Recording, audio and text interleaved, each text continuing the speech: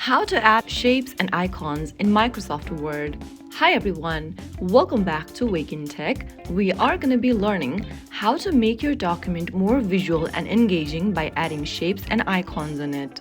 First of all, open up the Microsoft Word application on your mobile device and log in. Once you're logged into the home page, open up one of your documents where you want to insert shapes or icons. After you open up your document, go to the pencil button at the top of the screen and tap on it.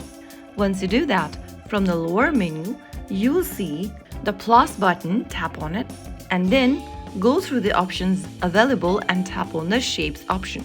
Now from here, you can choose the shape you want to draw. Tap on the shape you want from the menu, and then the shape will be added in your document. You can drag the corners of the shape that has been added to resize. To move the shape, tap on the shape and drag it around the screen and place it in a desired area. You can also decrease the size of the shape by dragging the handles on each side. You can also customize your shape or icon by tapping on the shape and tap in the color options, the shape styles, outline for your shape, add text inside shapes by tapping and typing, resizing or repositioning as needed.